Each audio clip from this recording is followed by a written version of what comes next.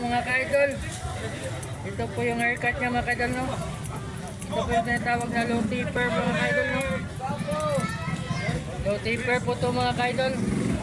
Ito po yung gustong haircut niya mga ka-idol, no?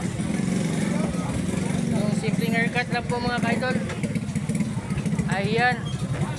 Yung Korean style po mga ka-idol, no? Ayan. Ayan mga ka-idol, no? Viewing lang po tayo sa haircut niya mga ka-idol, no? I-viewing ko lang po yung haircut niya mga ka-idol. Ayan. Ayan. Low taper lang mga ka-idol, no? Ayan, no? Yan, low taper lang po mga ka-idol, no? Napakasimpleng haircut mga ka-idol, no?